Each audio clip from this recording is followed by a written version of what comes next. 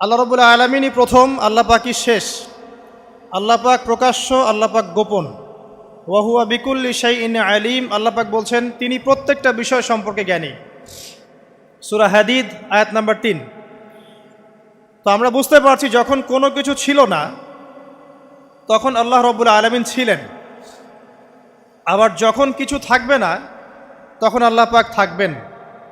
কুল্লু মান আলাইহা ফান ওয়া ইয়াবকা ওয়াজহু রাব্বিকা যুল জালালি ওয়াল ইকরাম। সমস্ত কিছু ফানা হয়ে যাবে, শুধুমাত্র আল্লাহ রাব্বুল আলামিনের সত্তা, জাত এটা বাকি থাকবে। তার মানে আল্লাহ পাকই শুরু, আল্লাহ পাকই শেষ। আল্লাহর কোনো শুরু নাই, আল্লাহর কোনো শেষ নাই। এখন কেউ যদি প্রশ্ন করে যে আল্লাহ সব কিছু সৃষ্টি করেছেন, তাহলে আল্লাহকে কে সৃষ্টি করলো? নাউজুবিল্লাহ। তো তখন আমরা বলবো যে যদি কেউ আল্লাহকে সৃষ্টি করতো তাহলে তো সেই সৃষ্টিকর্তা হয়ে যেত, তাই নয় কি? এইভাবে এক এক করে যদি আমরা পিছনের দিকে যেতে থাকি তাহলে একটা পর্যায়ে গিয়ে তো আমাদেরকে থামতে হবে। তো আমরা যেখানে গিয়ে থামছেন সেটাই হচ্ছে আল্লাহ রাব্বুল আলামিন। আল্লাহ পাকের আগে কিছুই ছিল না, বরং অতীত, বর্তমান, ভবিষ্যৎ এটা সময়ের মধ্যে আছে, যে সময়ের মধ্যে আমরা বাস করছি। আল্লাহ রাব্বুল আলামিনের কাছে এরকম অতীত, বর্তমান, ভবিষ্যৎ কিছু নাই। আল্লাহ রাব্বুল আলামিন একা ছিলেন, তখন কিছুই ছিল না। আবার যখন সব কিছু ধ্বংস হয়ে যাবে আল্লাহ পাক একাই থাকবেন, আর কিচ্ছু থাকবে না। এখন আল্লাহ পাক সর্বপ্রথম সৃষ্টি করলেন আরশে আজিম। কি সৃষ্টি করলেন? এবং আরশটা পানির উপরে ছিল। কিসের উপরে? পানির উপরে। এরপরে আল্লাহ রাব্বুল আলামিন সৃষ্টি করেছেন কলম। আল্লাহ পাকের কাছে লাউহে মাহফুজ আছে। লাউহে মাহফুজ মানে সুরক্ষিত একটা ফলক। এখানে আল্লাহ পাক কলমকে বললেন লিখো। কলম বলল যে মাযা আকতুব, আমি কি লিখবো হে আল্লাহ? আল্লাহ পাক বললেন কিয়ামত পর্যন্ত যা যা হবে, শেষ দিন পর্যন্ত যা কিছু ঘটবে লিখে ফেলো। কলম লিখে ফেলেছে কিয়ামত পর্যন্ত কি কি হবে। অতএব আপনার রিজিক নিয়ে এত টেনশন করার কোনো দরকার নেই। বিয়ে শাদী হচ্ছে না, এই জন্য কবরে গিয়ে মানত করার কোনো দরকার নেই। সময় মতো হবে ইনশাআল্লাহ। যখন রিজিক তাকদিরে লেখা আছে সময় মতো ইনশাল্লাহ হবেই। তাকদিরের বাইরে কিচ্ছু হবে না। তো আল্লাহ পাক তাকদির লিখে ফেললেন। এমনকি লাউহে মাহফুজে কোরআনও লিপিবদ্ধ আছে। সূরা বুরুজ পড়েন নাই? বাল হুয়া কুরআনুম মাজিদ ফি লাউহিম মাহফুজ। লাউহে মাহফুজ থেকে কোরআন মাজিদ নাজিল করা হয়েছে প্রথম আসমানে। এরপর প্রথম আসমান থেকে আস্তে আস্তে ধাপে ধাপে বিভিন্ন ঘটনার পালাক্রমে রাসূলুল্লাহ সাল্লাল্লাহু আলাইহি ওয়াসাল্লামের কলবের মধ্যে জিবরাইল আলাইহিস সালামের মারফতে ওহী করা হয়েছে। এই হলো কোরআন, যেটা নাজিল হতে সময় লেগেছে 23 বছর। তো লাউহে মাহফুজ আল্লাহ রাব্বুল আলামিন সব লিখে ফেললেন। এভাবে 6 দিন, আল্লাহ পাকের হিসেবে 6 দিন কত লম্বা আল্লাহ ভালো জানেন। 6 দিনে আল্লাহ রাব্বুল আলামিন এরপর সৃষ্টি করলেন পুরো মহাবিশ্ব। পুরো মহাবিশ্ব বলতে আমি শুধু পৃথিবীর সৌরজগৎ বোঝাচ্ছি না। এই মঙ্গল, বুধ, শনি, বৃহস্পতি এইটুক না, এরকম হাজার হাজার সৌরজগৎ মিলে একটা গ্যালাক্সি হয়, আর হাজারটা গ্যালাক্সি মিলে গিয়ে একটা আসমান হচ্ছে, মহাকাশের একটা ছায়াপথ আসমান হচ্ছে। তো এরকম 7টা আসমান বা 7টা মহাবিশ্ব আল্লাহ পাক সৃষ্টি করলেন মাত্র 6 দিনে। কয় দিনে? ফি সিত্তাতি আইয়াম, 6 দিন আল্লাহ পাক সৃষ্টি করলেন। এরপর আল্লাহ রাব্বুল আলামিন প্রত্যেক মহাকাশে তার যার যার কাজ সেটা দিলেন। যেখানে যেখানে মাখলুক সৃষ্টি করা আল্লাহ পাক করলেন। আল্লাহ রাব্বুল আলামিন মালায়েকা সৃষ্টি করলেন নূর দিয়ে। কি দিয়ে? আলো দিয়ে। আলোর মধ্য দিয়ে আল্লাহ রাব্বুল আলামিন ফেরেশতা সৃষ্টি করলেন। আল্লাহ পাক জিন সৃষ্টি করলেন। জিন কি দিয়ে? আগুন দিয়ে। একদম যেটা উত্তপ্ত আগুন, লাল আগুন, সেই আগুন দিয়ে আল্লাহ পাক জিন জাতিকে সৃষ্টি করলেন। সৃষ্টি করার পর আল্লাহ রাব্বুল আলামিন জিন জাতিকে পৃথিবীতে পাঠিয়েছেন। কোথায়? আর এখন মানুষ পৃথিবীতে যা করছে, জিন জাতীয় কিছুটা এরকমই কাজ করেছিল, বরং তার চেয়েও হয়তো বেশি করেছিল। পৃথিবীতে সে ফিতনার ফাসাদ সৃষ্টি করেছিল। এক পর্যায়ে আল্লাহ রাব্বুল আলামিন জিন জাতিকে ধ্বংস করে দিলেন। কিছু কিছু জিনকে আল্লাহ পাক অবশিষ্ট রাখলেন, যেগুলো পাহাড়ে, পর্বতে, বিভিন্ন জায়গায়, সমুদ্রে আশ্রয় নিল। পাহাড়ি এলাকাগুলোতে জিন থাকে, গভীর সমুদ্রে জিন থাকে, হ্যাঁ, জঙ্গলে জিন থাকে। এরকম কিছু জায়গা আছে, এগুলোর মধ্যে জিনরা থাকে। তো ওদেরকে ডিস্টার্ব করতে গেলে সমস্যা, আপনাকে ধরে ফেলবে। আর যদি প্রতিদিন সকাল সন্ধ্যার জিকির আজগার ঠিকঠাক মতো না করেন, কোরআন তেলাওয়াত ঠিকঠাক মতো না করেন, নামাজি না হন আর পবিত্র না থাকেন, তাহলে জিন ধরার সম্ভাবনা বেশি। আর আমার মনে হয় এখনকার যে মেয়েগুলো রাস্তাঘাটে ঘোরাফেরা করে, এদের বেশিরভাগই জিন ধরা। কারণ আছে, এমনি এমনি বলি নাই। এটা আপনাকে বুঝতে হলে আল্লাহ এবং তার রাসূলের চোখ দিয়ে দেখতে হবে তো। কারণ তাদের চাল চলন স্বাভাবিক না, কিছু একটা ওদের উপর ভর করেছে। ওই ভরটা করার কারণে তার চাল চলন আজকে এমন হয়ে গেছে। এবং বহু মেয়ের ঘটনা এমন শোনা যায় যে সরাসরি তারা জিন দ্বারা ইফেক্টেড হয়। দেখেন না, রুকিয়া করতে হয়, শরীয়ীভাবে রুকিয়া করতে হয়। তো খেয়াল রাখবেন, সকাল সন্ধ্যার জিকির আজগার ঠিক রাখবেন, কোরআন তেলাওয়াতটা ঠিক রাখবেন, নামাজি হবেন, পাক পবিত্র থাকবেন, জিন আপনাকে কোনো ক্ষতি করতে পারবেন না ইনশাআল্লাহ। জিনরা কিন্তু রাসূল সাল্লাল্লাহু আলাইহি ওয়াসাল্লামেরও ক্ষতি করার চেষ্টা করেছিল। আল্লাহর রাসূল সাল্লাল্লাহু আলাইহি ওয়াসাল্লাম ওটাকে ধরেছিলেন, ধরে মসজিদের খুঁটির সাথে বেঁধে রেখেছেন। নামাজের মধ্যে জিন আমাদের নবীকে ডিস্টার্ব করেছিল, আল্লাহ রাসূল ওই জিনকে ধরেছেন, ধরে খুঁটির সাথে বেঁধে রেখেছেন। তারপরে তার মনে পড়ল সুলাইমান আলাইহিস সালামের কথা। সুলাইমান আলাইহিস সালাম বলেছিল আল্লাহকে, আল্লাহ আমাকে যে ক্ষমতা তুমি দিয়েছো, আমার পরে কাউকে এই ক্ষমতা আর দিও না। আর সুলাইমান আলাইহিস সালামকে আল্লাহ পাক জিন জাতিকে অনুগত করে দিয়েছিলেন। সুলাইমান আলাইহিস সালামের নির্দেশে জিন জাতি বিভিন্ন কাজ করত, এমনকি সমুদ্রের মধ্যে ডুবুরির কাজও করত, সমুদ্রের ভিতর থেকে রত্ন বের করে নিয়ে আসতো। এগুলো কিন্তু অলিক রূপকথা নয়, সত্য ঘটনা। তখন নবী সাল্লাল্লাহু আলাইহি ওয়াসাল্লাম বললেন যে আমার ভাই সুলাইমানের কথা আমার মনে পড়ে গেল, তাই আমি জিনটাকে ছেড়ে দিলাম। তো আল্লাহ পাক জিন জাতিকে সৃষ্টি করে এই পৃথিবীতে পাঠানোর পর তারা এরকম ফিতনা এবং ফাসাদ সৃষ্টি করার পরে আল্লাহ পাক ওদেরকে ধ্বংস করে দেন। দেওয়ার পরে আরও অনেক যুগ এবং অনেক শতাব্দী কেটে যায়। কত যুগ কত শতাব্দী আল্লাহ ভালো জানেন। অনেক লম্বা সময় পরে গিয়ে আল্লাহ রাব্বুল আলামিন ফেরেশতাদেরকে ডাকেন। কাদেরকে ডাকেন? তাদেরকে ডেকে বলেন, ওয়া ইয ক্বালা রাব্বুকা লিল মালায়েকা, স্মরণ করো নবী সেই সময়ের কথা যখন তোমার রব ফেরেশতাদেরকে ডাকলেন, ডেকে বললেন, ইন্নী জাইলুন ফিল আরদি খলিফা, হে ফেরেশতা মণ্ডলী, আমি পৃথিবীতে আমার খলিফা পাঠাতে চাই। কি পাঠাতে চাই ভাই? খলিফা। খলিফার দুটো অর্থ, একটা হচ্ছে ওই যে জিনরা যে চলে গেল, ওর স্থলাভিষিক্ত হয়ে আরেকটা জাতি, স্থলাভিষিক্ত হওয়া। আরেকটা ব্যাখ্যা হচ্ছে খলিফা শব্দের মানে হচ্ছে যে ব্যক্তি আল্লাহ পাকের বিধান অনুযায়ী পৃথিবীতে বিচার ফয়সালা করে, সে আল্লাহর খলিফা। আমি কি বুঝাতে পারছি? আল্লাহ পাক ফেরেশতাদেরকে বললেন, আমি পৃথিবীতে আমার খলিফা পাঠাতে চাই, প্রতিনিধি, এবং যে আল্লাহর বিধান দ্বারা বিচার ফয়সালা করে। তখন ফেরেশতারা বলছেন, ক্বালু, ফেরেশতারা বলছেন, আতাজআলু ফিহা মান ইউফসিদু ফিহা ওয়া ইয়াসফিকুদ দিমা, হে আল্লাহ, আপনি কি এমন কোন সৃষ্টিকে আবার পৃথিবীতে পাঠাতে চান যে পৃথিবীতে গিয়ে ফিতনা ফাসাদ সৃষ্টি করবে অথবা রক্তপাত ঘটাবে? ফেরেশতারা এই কথা কিভাবে বলতে পারলো? হ্যাঁ, জিন জাতির অভিজ্ঞতার আলোতে। ঠিক আছে? তখন আল্লাহ পাক বলছেন, ইন্নী আ'লামু মা লা তা'লামুন, দেখো আমি যা জানি তোমরা তা জানো না। মানে তারা ফিতনা ফাসাদ সৃষ্টি করতে পারে, কিন্তু আমার কিছু মুখলেস বান্দা থাকবে যারা এই পথে পা বাড়াবে না। আচ্ছা, এবার আল্লাহ রাব্বুল আলামিন আদম আলাইহিস সালামকে সৃষ্টি করলেন।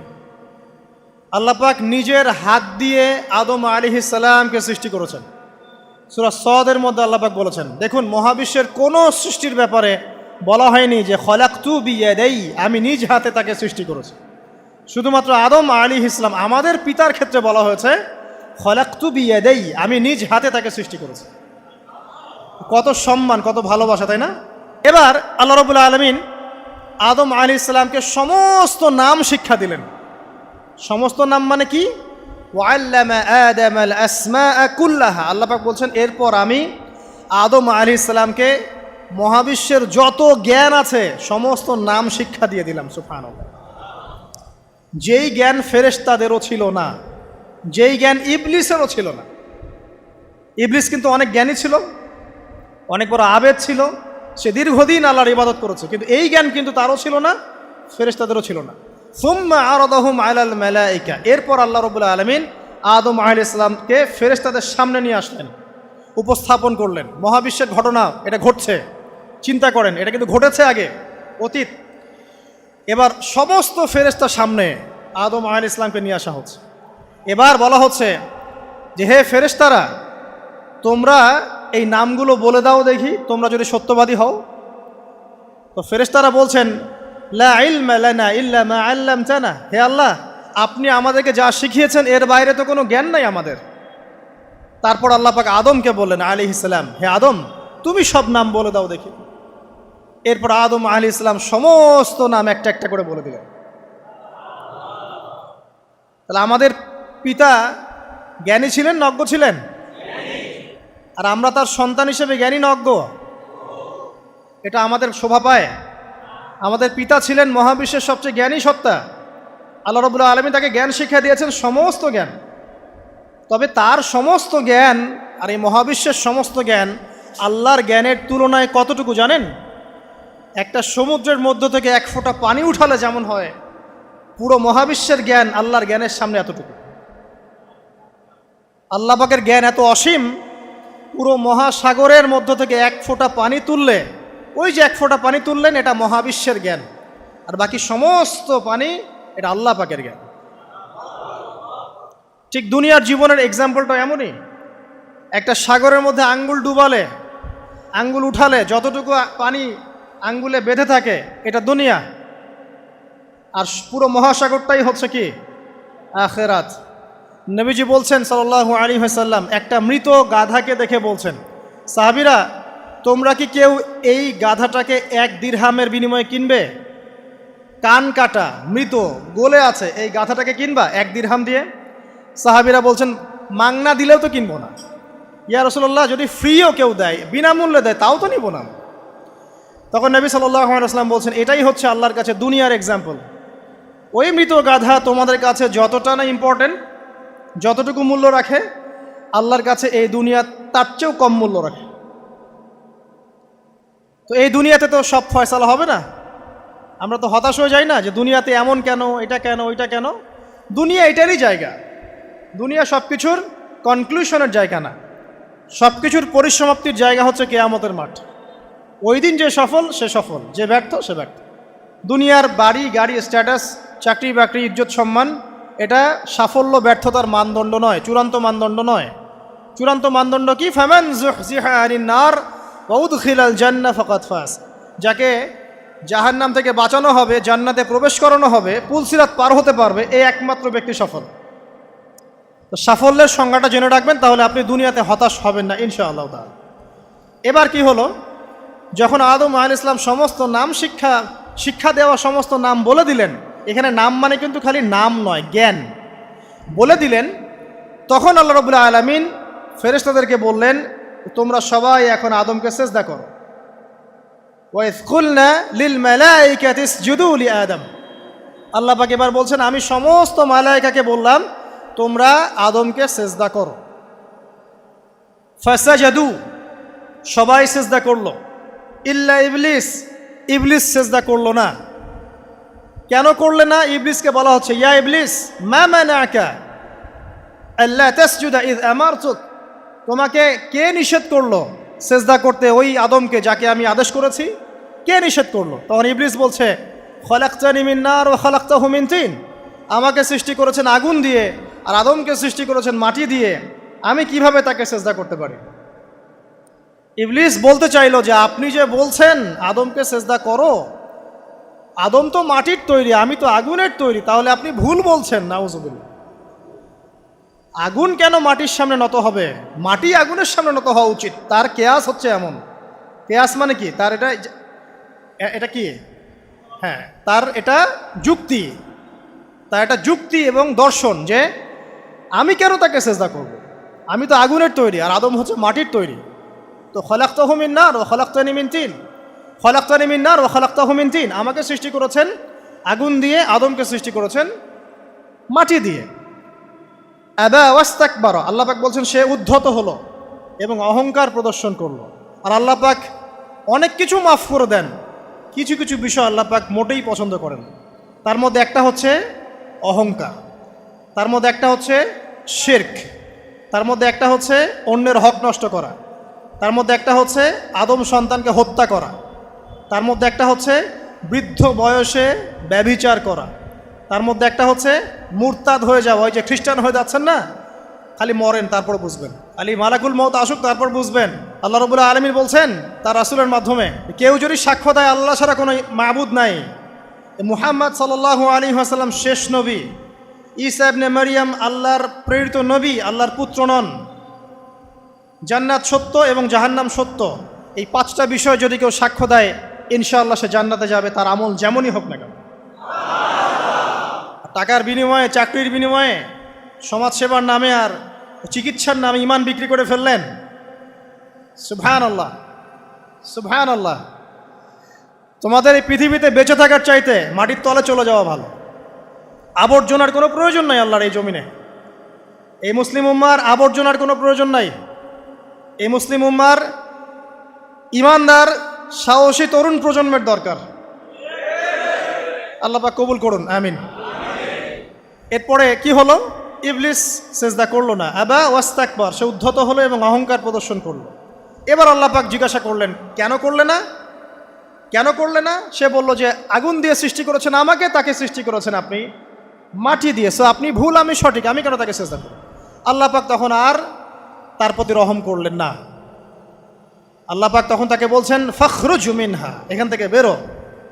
আল্লাহ পাক যেমন গফুর রহিম আরহামুর রহিমিন, ঠিক তেমনি আল্লাহ পাক শাদীদুল ইকাব, কঠিন শাস্তিদাতাও বটে।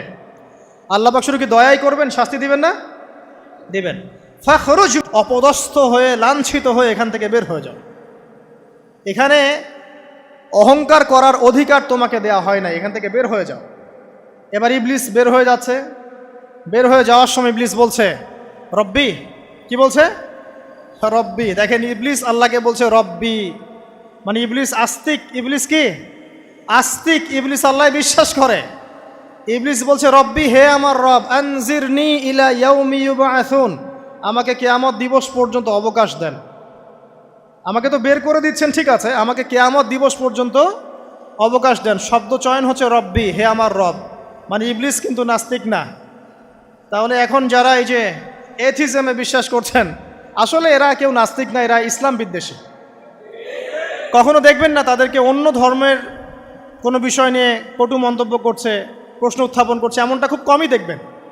এদের যত মাথা ব্যথা ইসলাম নিয়ে। এখানে দেখেন ইবলিসের কথা বলছি, ইবলিস কিন্তু আস্তিক। ইবলিস কি বলছে? রব্বি আনজিরনি ইলা ইয়াউমি ইউবআসুন, হে আমার রব। ইবলিস জানে যে আল্লাহ তার রব। ওই যে সূরা হাশরের শেষের দিকে পড়ে দেখবেন ইবলিস বলে উকফুর, তোমরা কুফরি করো।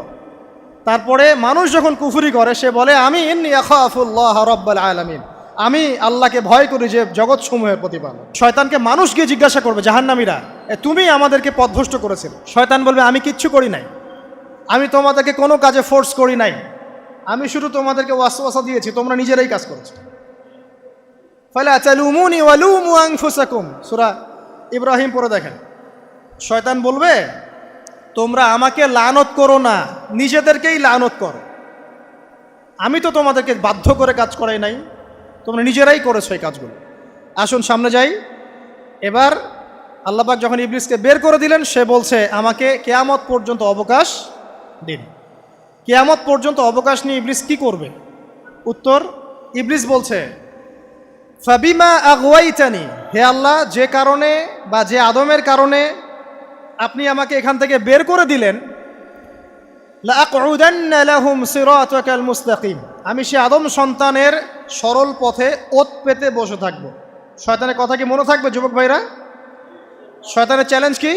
আমি আদম সন্তানের সরল পথে ওত পেতে বসে থাকবো, মানে আমার আপনার সবার পথে সে ওত পেতে বসে আছে। এটা যদি মাথায় থাকে তাহলে জীবনে চলা সহজ হয় না? আচ্ছা, আর কি করব? সুম্মা লাআতিয়ান্না মিন বাইনি আইদিহিম, শুধু বসেই থাকবো না, আমি আসবো তাদের সামন থেকে, ওয়া মিন খালফিহিম, তাদের পিছন থেকে, ওয়া আন আইমানিহিম, তাদের ডান দিক থেকে, ওয়া আন শামাইলিহিম, তাদের বাম দিক থেকে, ওয়ালা তাজিদু আকসারাহুম শাকিরিন, হে আল্লাহ, আপনি বেশিরভাগ আদম সন্তানকে শুকরগুজার পাবেন না। কার কথা? শয়তানের। এই কথাটা কি সত্য না মিথ্যা? এখন বেশিরভাগ লোক নামাজ পড়ে না পড়ে না? পড়ে? পড়ে না। বেশিরভাগ মুসলিমের দাড়ি আছে না নাই? বেশিরভাগ মুসলিম সুদ খায় না খায় না? এখন বেশিরভাগ তরুণ প্রজন্মের জেনায় আছে না নাই? পর্নোগ্রাফি সবাই দেখে না দেখে না? অন্যের সম্পদ আত্মসাৎ মানুষ করছে না? দুর্নীতি করছে না? ঘুষ খাচ্ছে না?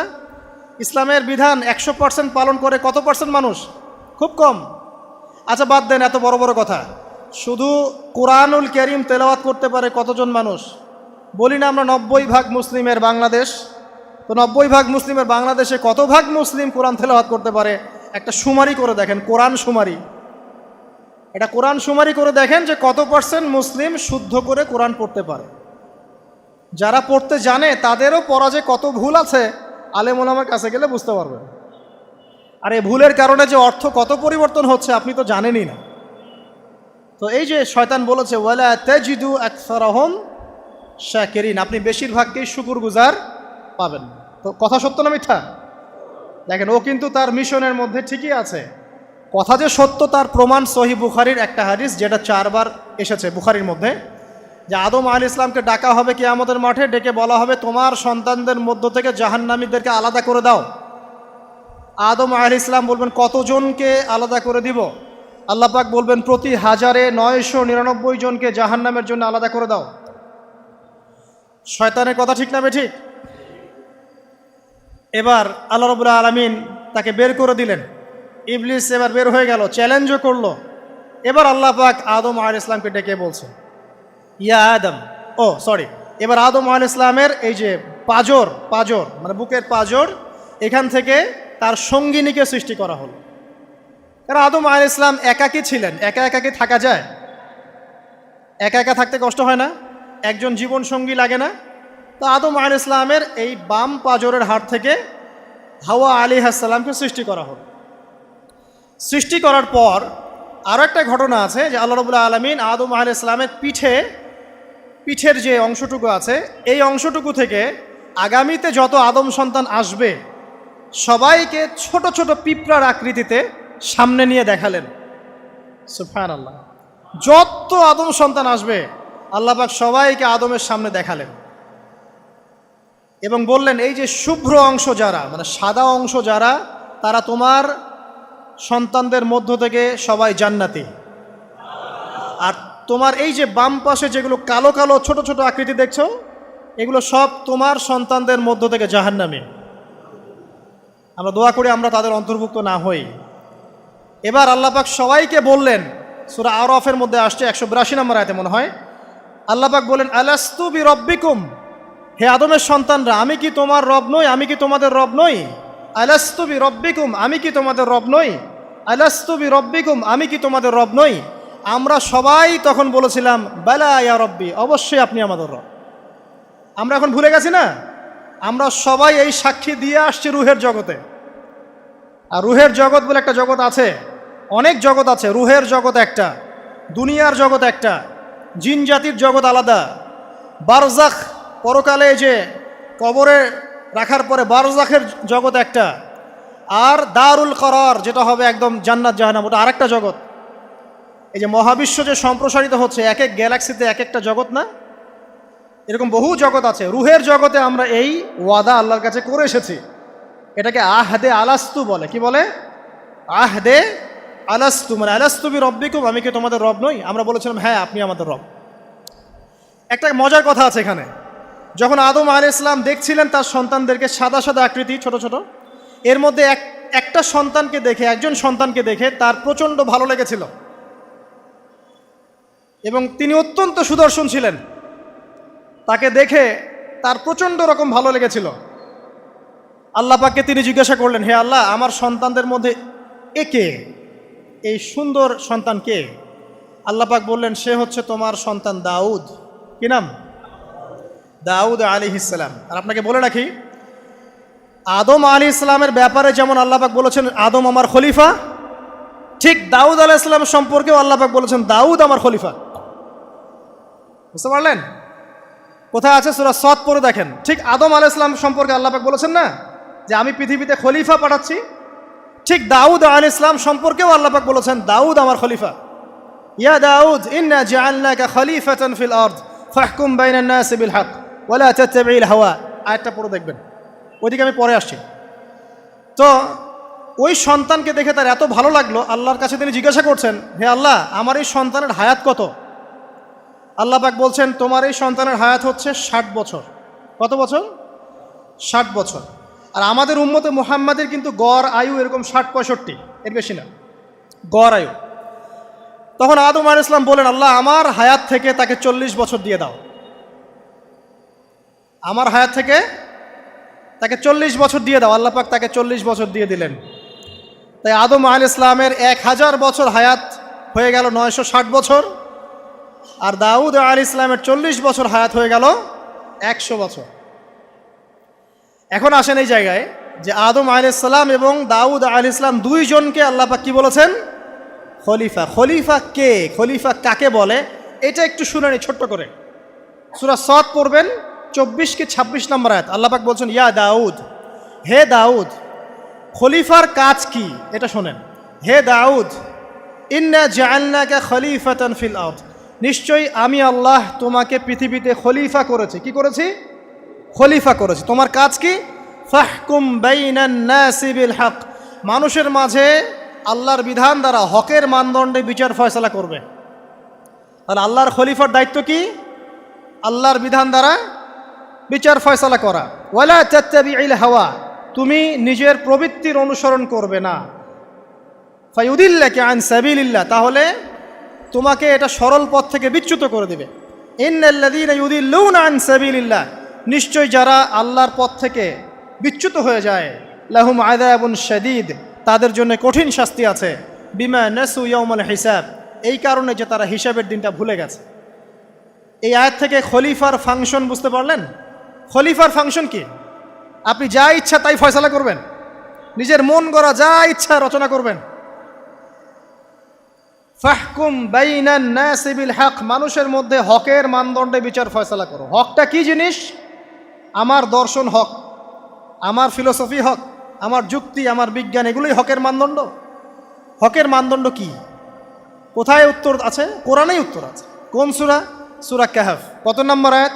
আয়াত নম্বর 29। আল্লাহ পাক বলছেন, ওয়াকুলিল হাক্কু মির রাব্বিকুম, হক সেটাই যা তোমার রবের পক্ষ থেকে নাজিল। কথা কি ক্লিয়ার? হক কি জিনিস?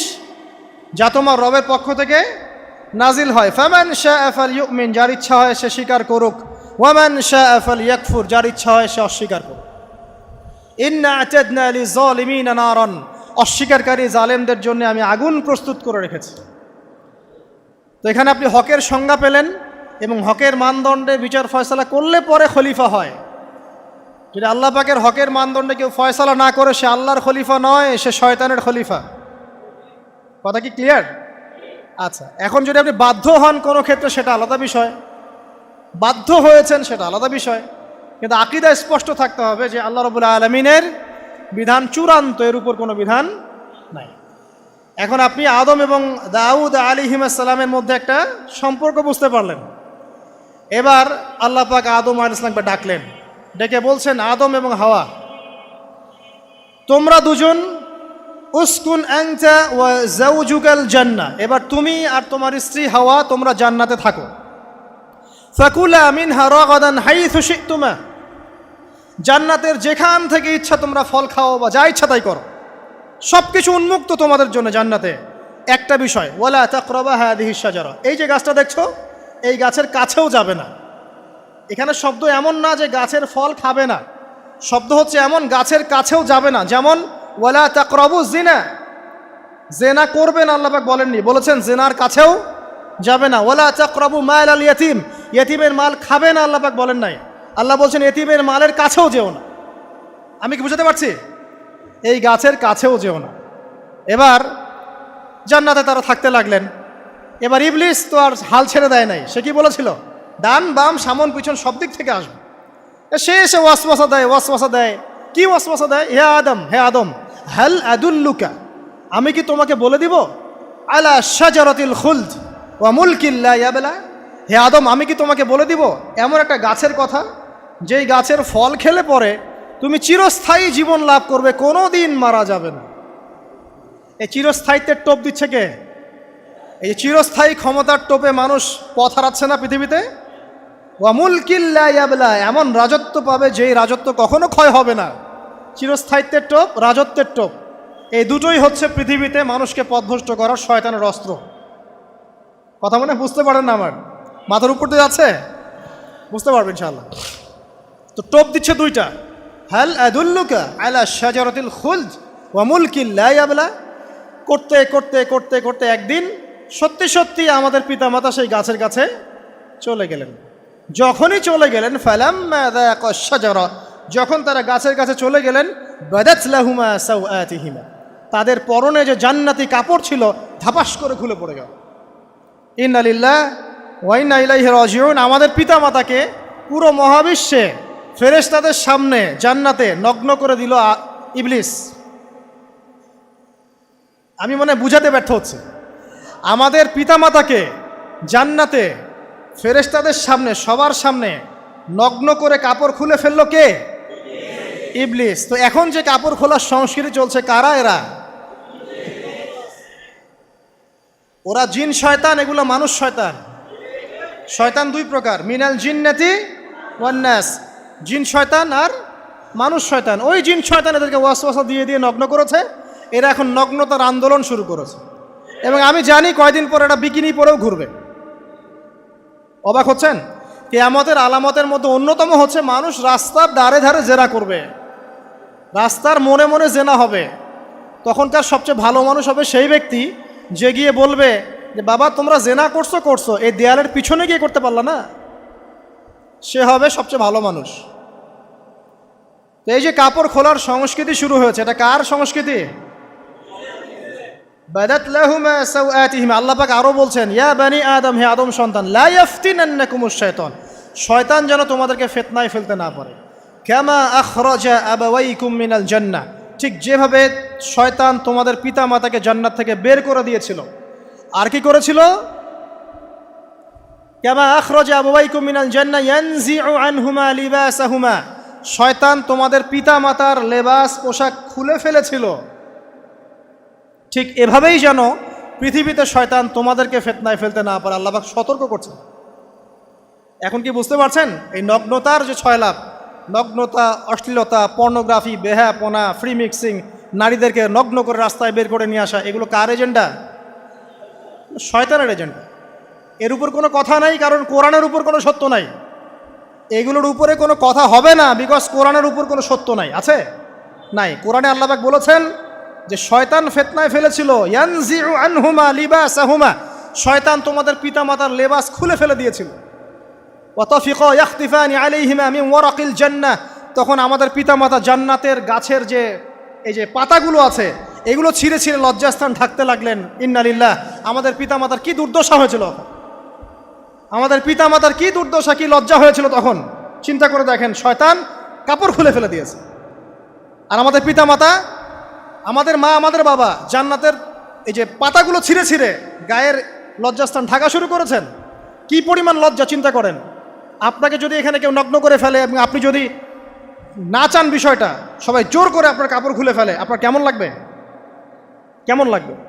এই ঘটনা ঘটেছে মহাবিশ্বে, শয়তান ঘটিয়েছে। এরপর আল্লাহ পাক ডাকলেন, ডেকে বলছেন, ইয়া আদম, হে আদম, আলাম আনহাকুমা আন তিলকুমা শাজারা, হে আদম, আমি কি তোমাদেরকে দুজনকে নিষেধ করি নাই যে গাছের কাছে যাবে না? আমি কি তোমাদের দুইজনকে নিষেধ করি নাই যে তোমরা গাছের কাছে যাবে না? তখন আদম আলাইহিস সালাম বুঝতে পারলেন যে তারা একটা বড় ভুল করে ফেলেছে। তারপর আল্লাহ রাব্বুল আলামিন দয়া পরবশ হয়ে আদম এবং হাওয়া আলাইহিস সালামকে কালিমা শিক্ষা দিলেন, তওবার কালিমা, যেই কালিমা দিয়ে তারা তওবা করতে পারেন। সেই কালিমা হচ্ছে রব্বানা যালামনা আনফুসানা ওয়া ইল্লাম তাগফির লানা ওয়া তারহামনা লানাকুনান্না মিনাল খাসিরিন। এই দোয়া শিখে নিয়ে আদম এবং হাওয়া আলাইহিস সালাম তওবা করলেন। আল্লাহ পাক তাদের তওবা কবুল করে মাফ করে দিলেন। কিন্তু জান্নাতে আর থাকা হলো না। আল্লাহ পাক বলেন, কুল নাহবিতু মিনহা জামিআ, এবার তোমরা সবাই মিলে এখন পৃথিবীতে নেমে যাও।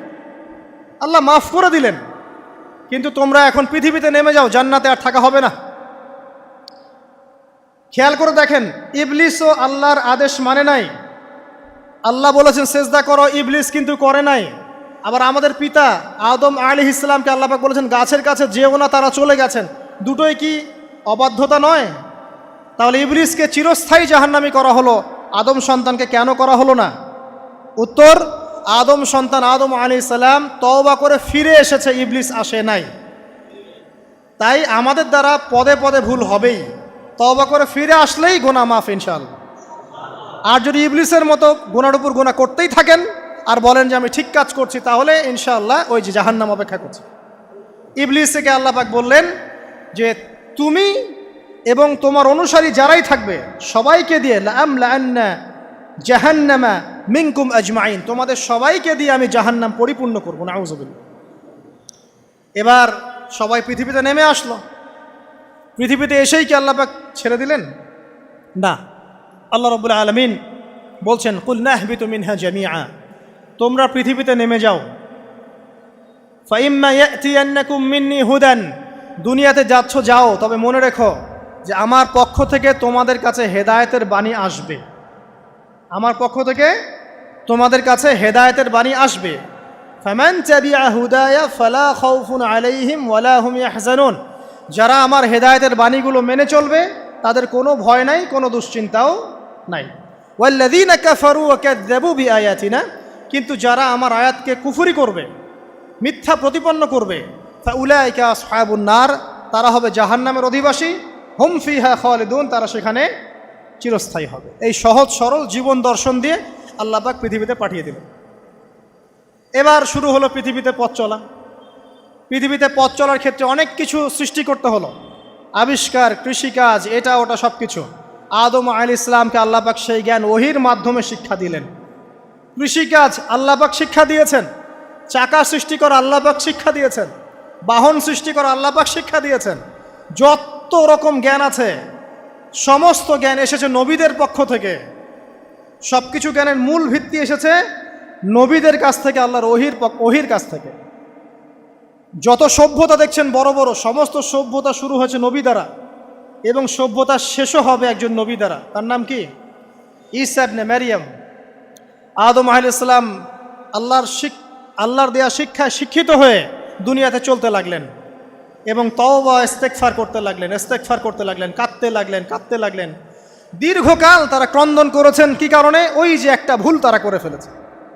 দুনিয়াতে এসে ক্রন্দন করতে করতে করতে করতে আল্লাহ রাব্বুল আলামিন এক পর্যায়ে তওবা কবুল করে ফেললেন। এবার সামনে যান, তাদের সন্তান হলো হাবিল এবং কাবিল। নাম শুনেছেন? শোনেন নাই? হাবিলের কুরবানি কবুল হয়, কাবিলের কুরবানি কবুল হচ্ছে না। বিকজ কাবিল এর কুরবানির মধ্যে ইখলাস নাই। ভাইয়ের কুরবানি কেন কবুল হচ্ছে, আমারটা কেন হচ্ছে না? হিংসার বশবর্তী হয়ে কাবিল হাবিলকে হত্যা করে ফেলল। নবী পরিবারের সদস্য হয়েও কাবিল এরকম অন্যায় করে ফেলল। আর কি হলো? রাসূল সাল্লাল্লাহু আলাইহি সাল্লাম বলেছেন, পৃথিবীতে যত মানুষ অন্যায়ভাবে নিহত হবে, পৃথিবীতে যত মানুষ অন্যায়ভাবে খুন হবে, সমস্ত খুনের পাপের একটা অংশ কাবিলের আমলনামায় যুক্ত হবে। কারণ সেই প্রথম খুন চালু করেছে। এই যে আজকে গুনাহে জারিয়া চালু করছেন না, সুদী এনজিও, সুদী সমিতি, সিনেমা হল, এইটা ওইটা, মদের বার, যত গুনাহে জারিয়া চালু করছেন, মৃত্যু হবে, কবরে যাবেন ঠিকই, কিন্তু গুনাহ কমবে না ইনশাআল্লাহ। মনে করেন একজন নগ্ন ছবিতে অভিনয় করেছে, ঠিক আছে, এখন নাই পৃথিবীতে, বা কেউ অশ্লীল গান বাজনা করে দুনিয়া থেকে বিদায় নিয়েছে, দুনিয়াতে তার গান এখনও বাজছে, সে কবরে শুয়ে শুয়েই সেই গোনাগুলো পাচ্ছে। ঠিক আপনি যদি এখন ভালো কোনো কাজ করেন, দিনই কোনো ভালো কাজ করেন, মসজিদ হোক, মাদ্রাসা হোক, ইয়েতিমখানা হোক, বিধবাদের কোনো প্রকল্প হোক, বৃদ্ধাশ্রম হোক, মানবতার কোনো কল্যাণমূলক কাজ হোক, মৃত্যুর পরেও ইনশাল্লাহ আপনি নেকি পেতে থাকবেন। সদকায়ে জারিয়া আর গুনাহে জারিয়া ভালো করে বুঝবেন। একটা গুনাহ করে মাফ নেওয়া আলাদা বিষয়, আর গুনাহ চলতে থাকাটা আর একটা বিষয়। আল্লাহ আমাদেরকে হেফাজত করুন, আমিন। নবী পরিবার এগিয়ে গেল এবং তাদের সময়ে তারা শুধু ক্রন্দন করেছেন, ইবাদত করেছেন, আল্লাহর কাছে ইস্তেগফার করেছেন এবং ওই যে জান্নাতে ফিরে যাওয়ার জন্য তারা আপ্রাণ চেষ্টা করেছে। এক পর্যায়ে আদম আলাইহিস সালামের বয়স যখন 960 বছর হলো, আল্লাহ রাব্বুল আলামিন তাকে ওফাত দিলেন, তার ইন্তেকাল হয়ে গেল। ইন্না লিল্লাহি ওয়া ইন্না ইলাইহি রাজিউন। এরপরেও নবী পরিবার চলতে লাগলো, চলতে চলতে পরবর্তীতে আসলেন নূহ আলাইহিস সালাম, তারপরে ইব্রাহিম, আদ জাতি, তারপর সামুদ, তারপরে শুআয়ব, কওমে মাদিয়ান, মূসা, দাউদ, সুলাইমান, ইসহাক, ইয়াকুব। নবী পরিবার চলতেই লাগলো। এক পর্যায়ে ঈসা আলাইহিস সালামের পরে মুহাম্মদ সাল্লাল্লাহু আলাইহি ওয়াসাল্লামের মধ্য দিয়ে নবীদের সিলসিলা আল্লাহ পাক শেষ করে দিলেন। এভাবেই সভ্যতা এগিয়ে গেছে, এভাবেই আমাদের পিতামাতার হাত ধরে জ্ঞান পৃথিবীতে এসেছে। এবং ওই যে শয়তানের মিথ্যা প্রলোভন, প্রতারণা, এর ফলশ্রুতিতে ওই যে আমাদের পিতামাতার গা থেকে কাপড় খুলে পড়ল, আল্লাহ পাক রাগান্বিত হয়ে সবাইকে দুনিয়াতে নামিয়ে দিলেন, ইবলিসকে চিরস্থায়ী জাহান্নামী ঘোষণা করলেন। কিন্তু আমাদের পিতামাতার ক্রন্দন, তওবা, ইস্তেগফার আমলের বদৌলতে, আল্লাহর রহমতে আল্লাহ পাক পিতামাতাকে মাফ করে দিলেন, আলহামদুলিল্লাহ। এভাবেই মানব জাতি এগিয়ে যাচ্ছে। আজকে আমরা এই পর্যায়ে পর্যন্ত এসেছি। আদম আলাইহিস সালামের এই সংক্ষিপ্ত জীবনী থেকে আমরা কি শিখলাম? আমরা শিখলাম যে আল্লাহ রাব্বুল আলামিন অনেক ভালোবেসে, অনেক মহব্বত করে, মমতা দিয়ে, মায়া দিয়ে নিজের হাতে আমাদের পিতাকে সৃষ্টি করেছে। এক। দুই, আমাদের পিতাকে আল্লাহ রাব্বুল আলামিন তার পক্ষ থেকে জ্ঞান শিক্ষা দিয়েছেন। এই কারণে আদম সন্তানরা জন্ম থেকেই দেখবেন কিছু না কিছু জ্ঞানে জ্ঞানী হয়েই থাকে। জ্ঞান আপনার ডিএনএর মধ্যে থাকেই। আল্লাহ রাব্বুল আলামিন আদম আলাইহিস সালামের মধ্যে রূহ ফুঁকে দিয়েছেন। আল্লাহ রাব্বুল আলামিন আদম আলাইহিস সালামকে জান্নাতে রেখেছেন। আল্লাহ রাব্বুল আলামিন গাছের কাছে যাওয়ার পরেও তওবা ইস্তেগফারের মধ্য দিয়ে তাকে মাফও করে দিয়েছেন। আল্লাহ রাব্বুল আলামিন আদম এবং হাওয়া আলাইহিস সালামের মধ্য দিয়ে এই পৃথিবীতে মানব জাতির সিলসিলা অব্যাহত রেখেছেন। এবং কিয়ামত পর্যন্ত যত আদম সন্তান আসবে তাদের জন্য আল্লাহ পাক তার পক্ষ থেকে হেদায়েত প্রেরণ করেছেন। এক যুগে তাওরাত এসেছে, কখনো জাবুর, কখনো ইনজিল, কখনো কোরআন। সর্বশেষ টেস্টামেন্ট হিসেবে কোরআন এসেছে। এখন যদি এই ওয়াহির বাণী, কোরআন এবং এর ব্যাখ্যা হাদিস আমরা মেনে চলি, ইনশাআল্লাহ তাআলা আমরা আবার সেই জান্নাতে ফিরে যাব যেখান থেকে আমাদেরকে নামিয়ে দেওয়া হয়েছে। আর যদি আমরা কোরআন এবং হাদিস বা আল্লাহর ওয়াহির পরোয়া না করি, এর আলোকে জীবন না গড়ি, তাহলে ওই ইবলিসের সাথেই আমাদেরকে জাহান্নামে থাকতে হবে, নাউযুবিল্লাহ। আল্লাহ রাব্বুল আলামিন আমাদের সবাইকে কোরআন এবং সুন্নাহ, আল্লাহর ওয়াহি মেনে চলার তৌফিক দান করুন এবং ইবলিসের খপ্পর থেকে আল্লাহ পাক আমাদেরকে বাঁচিয়ে রাখুন। ইবলিসের যত এজেন্ট আছে, ওদের যে দুরভিসন্ধি, ষড়যন্ত্র এবং শয়তানি ফাঁদ, এগুলো থেকে আল্লাহ পাক আমাদেরকে, আমাদের মা বোনদেরকে, আমাদের পরিবারের সদস্যদেরকে, আমাদের সমাজকে, রাষ্ট্রকে আল্লাহ পাক হেফাজত করুন, বাঁচিয়ে রাখুন, আমিন।